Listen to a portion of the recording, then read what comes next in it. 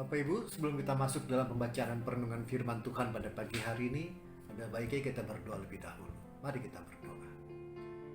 Bapa kami bertahta dalam kerajaan surga, kami bersyukur kami dapat masuk di hari yang baru pada saat ini. Biarlah kiranya kasih dan kemurahan daripadamu yang kemarin telah menyertai kami, hingga akhirnya kami dapat memperoleh berkat yang daripadamu melalui pelayanan ibadah minggu. Dan saat ini kami akan masuk di hari yang baru. Tuhan, sertailah, jaga, lindungi, dan berkati, agar kami dapat melaluinya dengan penuh sukacita, hingga akhirnya ketika kami akan melaluinya, Tuhan telah terlebih dahulu berjalan di depan kami. Berkati pembacaan perenungan pada pagi hari ini, dan mampukanlah kami untuk dapat menjadi pelaku-pelaku daripada firman Tuhan dimanapun nanti Tuhan mengutus kami. Bersabdalah ya Bapa, karena kami anak-anak-Mu telah siap untuk mendengarkannya. Amin. Selamat pagi Bapak Ibu dikasihi Tuhan Yesus Kristus.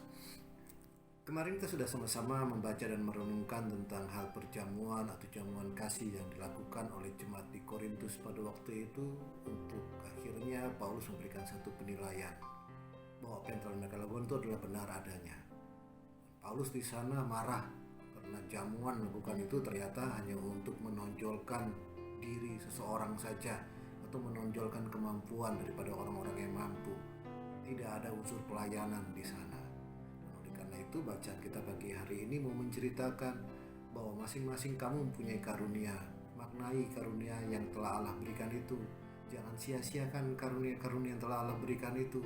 Masing-masing kamu memiliki kemampuan, untuk akhir kemampuan itu dapat dijadikan satu persembahan yang hidup di hadapanmu. Setelah pertanyaan lalu pada ayat pasal 7 ayat yang pertama, ada baiknya laki-laki untuk tidak menikah, mereka bertanya itu kepada Paulus, dan Paulus menjelaskan bagusnya kawin saja untuk akhirnya terhindar dari hal percabulan. Dan selanjutnya pada pasal 8 ayat 1 pun demikian.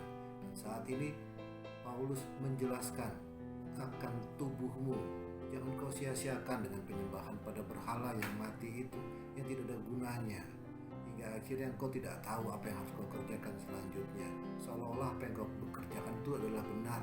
Bagaimana kita mengetahui kebenaran kalau kita berbicara dengan batu? Bagaimana kita mengetahui kebenaran kalau kita bicara dengan patung?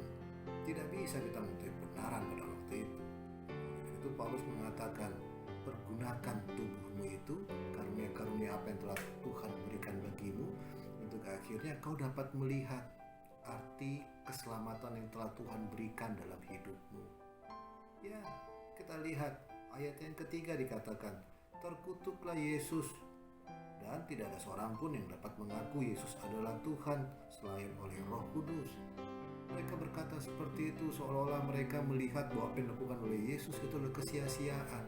Ya, orang-orang kafir boleh berbicara seperti itu, atau orang-orang yang tidak mengenal Tuhan. Karena apa? Karena mereka sudah membaca dan mungkin mereka juga sudah mengerti arti dalam Ulangan pasal 21 ayat yang ke-23. Sebab orang yang digantung terkutuk oleh Allah. Mereka melihat itu sebagai satu kekurangan, atau mereka lihat itu sebagai satu hal yang negatif. Tapi Paulus itu tidak melihat itu sebagai satu hal yang negatif. Paulus melihat itu sebagai satu pengorbanan yang telah Allah berikan, di mana kematian dan kebangkitan Yesus merupakan karya keselamatan yang terjadi baik pada zaman Paulus atau ketika Paulus melayani, hingga pada saat ini, bahwa karya keselamatan Allah tetap nyata. Oleh karena itu, tetap pergunakan tubuhmu yang memiliki karunia-karunia itu. Masing-masing kita dalam kehidupan berjemaat, hingga akhirnya kita mampu membangun tubuh Kristus yang ada di jemaat kita, atau yang ada di sekitaran kita. Kita aminkan firman Tuhan pada pagi hari.